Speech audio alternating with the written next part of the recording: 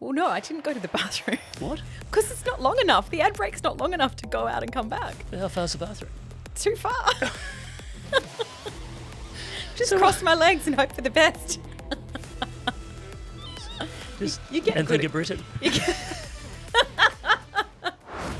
Wait, running. Who are you? What's it got to do with you? 4 months ago, alright? Until they clean up And their this time yard, they're the rats won't go We away. don't know it. Is this all hocus pocus? Can you say, abracadabra, here's your pay? I'm pretty fit, Abdullah. I can keep running. Go. It's called a current affair Australia. Is that what it is? Have a lovely day.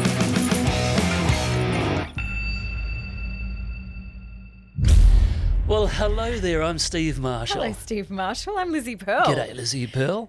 Welcome to this episode of That's ACA. This is the podcast, the vodcast, where we take you behind the scenes, the ins and outs of what has been going on at a current affair lately. Yeah. Today you've brought catering. Yeah, I have gone behind the sines and I've whipped up something special here. Where'd you get this from? Well, for the listeners out there, we've got some wraps and some French bread and some lovely dips. A few little It dips wasn't on the it. side. I confess it's not me. And It some wasn't me. cheese. It's not me. It's Fran from the Women's Weekly is Oh.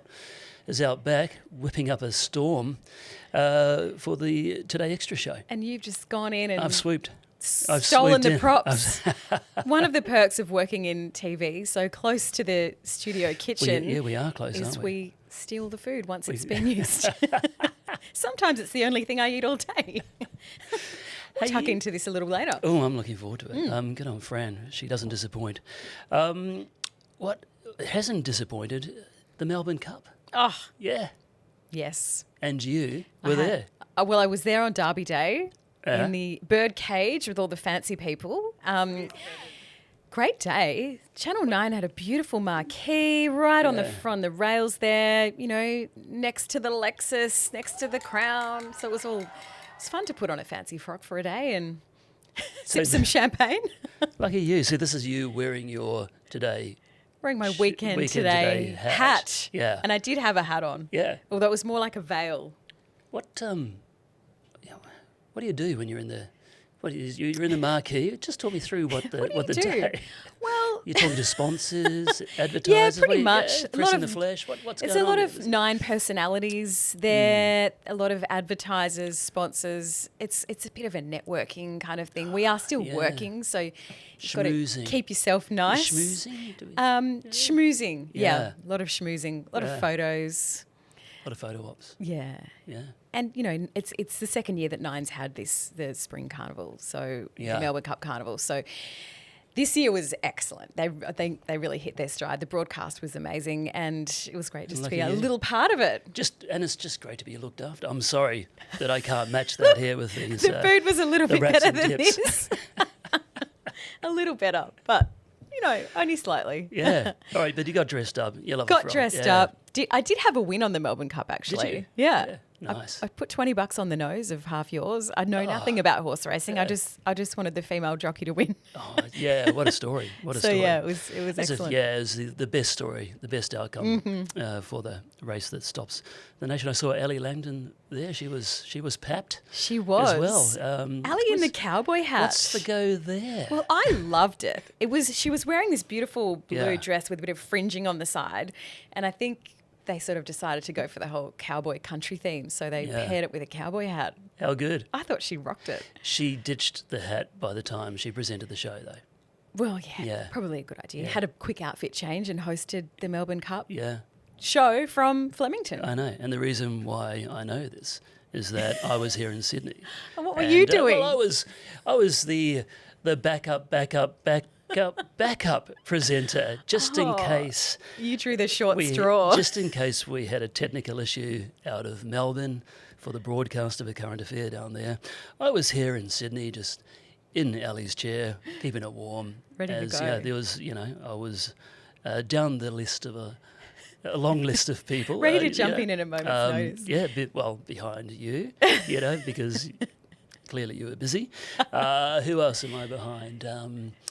Layla. Deb Knight. And then, look at that. You did have a tie on, which I don't think I've ever seen you in a tie before. I was kind of hoping the link would go down just so you could have your hosting debut. It's a funny thing, isn't it? You kind of, you're there, but you're not there. Yeah. You know, But you also can't relax.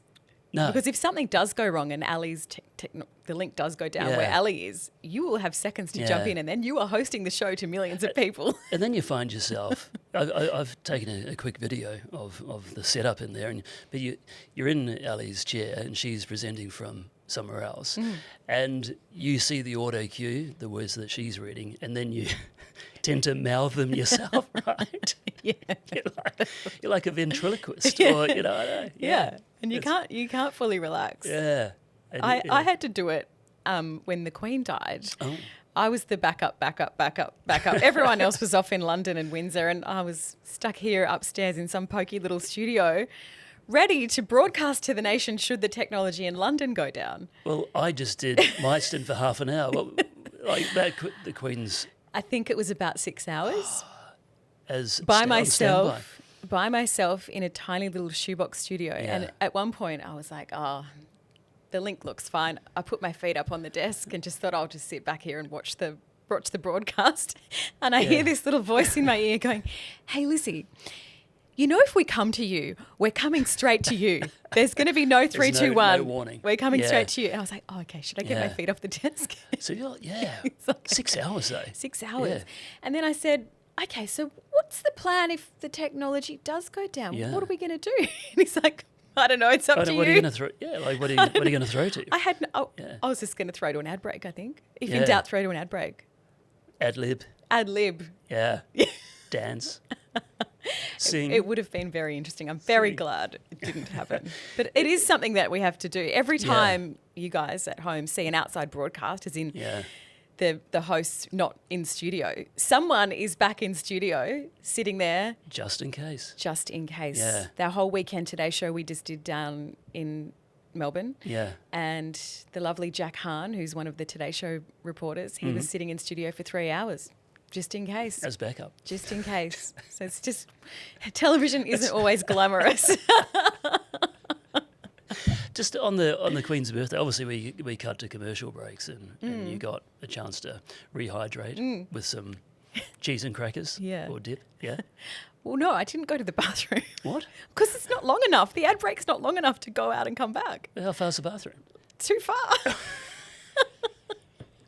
Just cross my legs and hope for the best. Just you get and good think of Britain. You get good at it after a long time in this job. That's stakeouts and long court hearings. That's a lot of clenching across 6 hours. Wow, is that right? Yeah. Well, I'm grateful then. You only got 30 minutes. 30 minutes. Yeah. You know, it's kind of like, there's a standing joke, isn't there, around the place that the backup presenter is always looking to pull the plug, on the actual broadcast. I've stood in for Ali a couple of times as well Yeah. when she's been on location. I'm like, if I just pull that one Yeah. out, would I get to host the show tonight? It would probably be the last time you set foot in this building. It reminded me of when I was, a kid and my dad would take me to an adult's football game. Oh, yeah. And you bring your boots hoping Oh, that just there would in be case. an injury I'm on and the you would be bench. called in, as a 7-year-old into an, Go on when you're watching the Wallabies Get versus the- the All Blacks. get the- If you need. I'm here if you need me. Just flung in. Yeah, it was sort of like that. Yeah. It was sort of like that moment. Yeah. But fun. It's Good fun. fun. Yeah. Good fun. But I guess that sets up our theme today of what we're talking about. Zarisha Bradley has been out back, literally. Oh, out yeah. back, trying to trace a couple of alleged con women and men. They're a couple. Yeah. Sally and Scott. Sally and Scott. Yeah, roaming the countryside and allegedly ripping off whoever And just they come leaving across. a trail of people behind them who are claiming that they're out of pocket by thousands of dollars. So their MO was to sell themselves as reputable business people who could step in to, say, a roadhouse and manage a business, like the restaurant or something. And then leave, as you say, a trail of destruction and thousands You of know, dollars owing in rent, owing Yeah. in suppliers, not paying Yeah. the local butcher for the food to, stock the roadhouse, leaving a lot of people very upset. They haven't made many friends on this road trip of theirs. And Sally's declared that she's bankrupt. We got Sally on the phone. To be honest with you, we have had quite a few people come forward claiming that you owe them money. I don't owe them any money. I don't have a business. We had a company. I've actually filed bankruptcy. She tried telling us it's just bad business. Do you owe all these people money or is there an explanation to it? Sally's now selling advice online as a digital expert. I've got the knowledge, I've got the expertise to be able to show you how to grow your business. Now she thinks she can dish out business advice online. Yeah, life coach or something. coaching, yeah. When she's a bankrupt. Yeah, I'm Trying to teach other people how to do it. I saw that. So, Yeah. and is now, I think, doing online tutorials in how to run a business and life coaching or something. So Yeah, beware. be aware. There's a great story by Zarisha Bradley. Yeah, there were a lot of people who- that spoke up, so she's done a who great hit the job on road. that She hit the one. road. Obviously, she covered a big distance there with the crew. It's and this is a story where yes, there appears to be hard evidence in terms of contracts and money owed, etc., etc. But this is a case of where there's smoke, there's fire, and it's a strength in numbers situation for those people who spoke to Zarisha. She got them on Zoom from around the outback. All around. Yeah, all around her. And one of them was a long-time friend of Scott's who was actually the best Yeah, man the best at his man at the or wedding, he was right? the best man at Yeah. Scott's wedding. And he owed him thousands of dollars. And all of those people have banded together and spoken out. And yeah, as you're right, it is a strength in numbers kind of thing. And also, we can't do a story if people like that aren't going to talk to us. Yeah. So I know it's hard being on TV and a lot of people are reluctant to do it, but the net result is that when you band together and you speak up and you bravely tell your story, then we can actually tell the story to a much wider audience. Yeah, and I think and hats off to those people as well, because they're warning other people down the road who Sally and Scott might come across. Where they might be. Yeah. Good story, that one.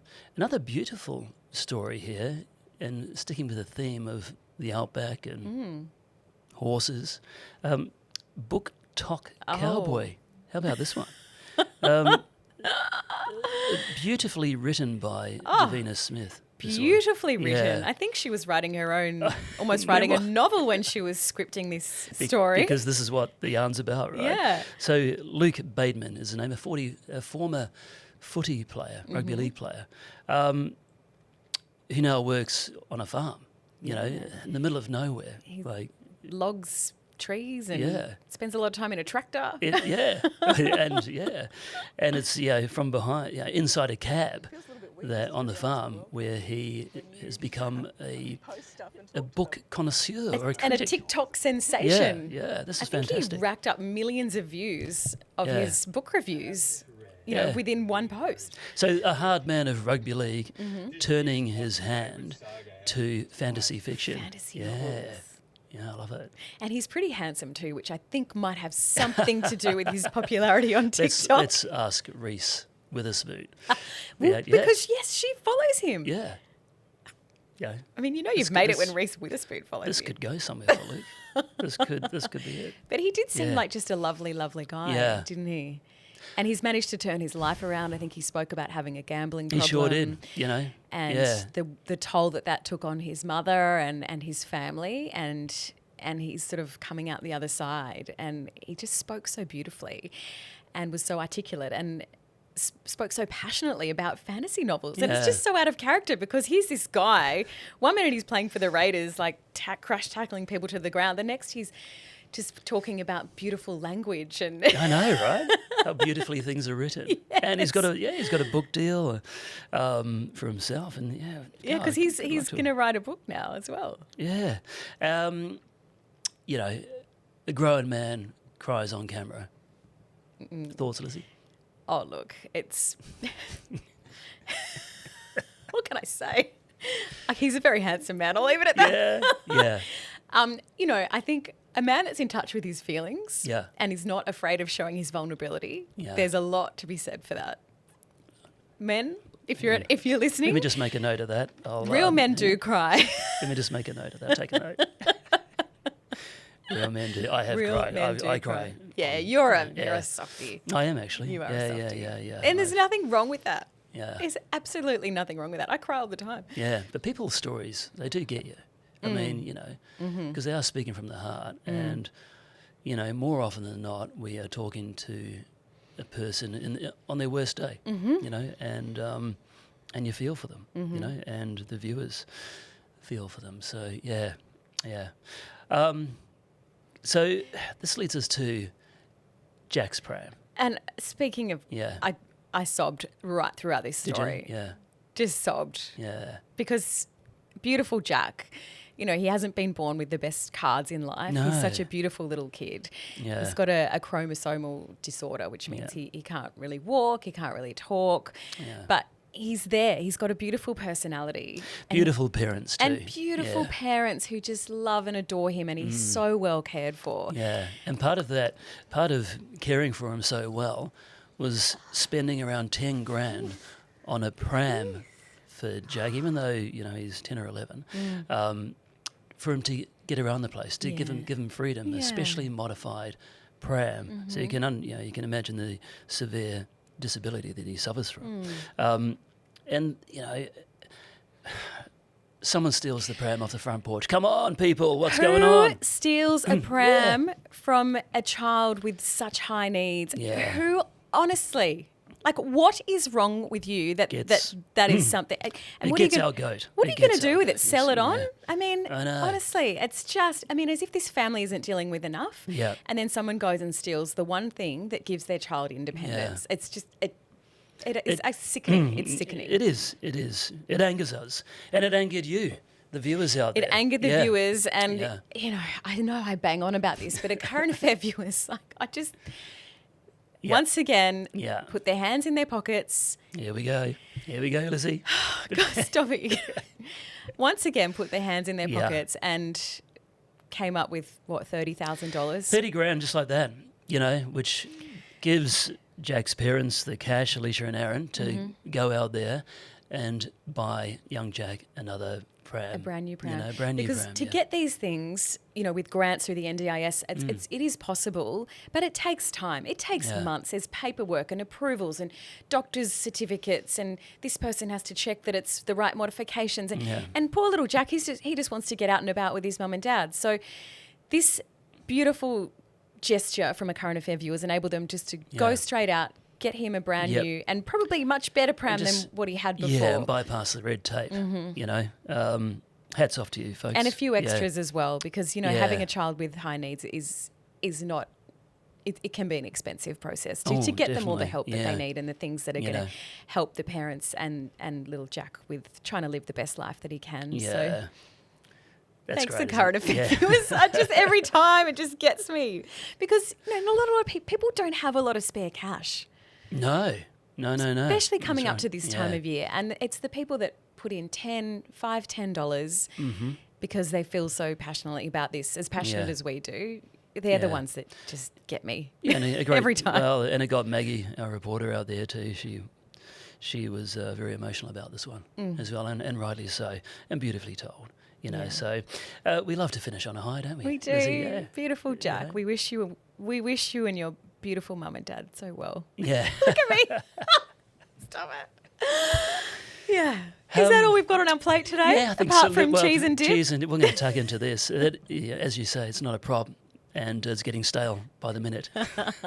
We'll tuck into that. And everyone, you should tuck into those stories we've just mentioned, because you can find them on YouTube, 9 now, on Current Affairs socials, Lizzie's socials as well. Not Steve's socials. We will get him on Instagram one day. And some beautiful pictures in Davina's beautifully book-top shot cowboy story. The cameraman did a great job. Beautiful sunsets. And we have artists behind the camera. Yeah, and sound. But look, you know, and contact us at aca@9.com.au. I've got a question. Oh. Yeah. From Tom in Bundaberg. Hello, Tom. Yeah, hello, Tom. Can you fill us in on what has happened to ACA reporters who are no longer on the show? You know, where have they gone to? What have they done? Do we have a farm that we send them to? Put them in a paddock? Yeah. What has happened to them? Yeah, where are, like... For example? Oh, look, we could talk about Ben Fordham. Oh, yeah? Yeah, Brady Hall. Look, we'll put our heads together and come Where up are with... they now? Yeah, where are they now segment. We'll do a Where Are They Now. So if you have a favourite reporter from years gone by and you want to know where they are and what they're doing, send us a note. Yeah. And we will hunt them down and find them on that farm. Maybe even get one of them in. Yeah. Maybe. Who knows? Yes. And if you have another story for us, aca@9.com.au. And, of course, have a dig through our archives for those stories and plenty more. There's plenty to keep you occupied. Huge back catalogue, as we say. All right. Let's get back out there, Lizzie. But first of all, we've got to eat some lunch of these. first. Yeah, lunch. See you Bye. soon.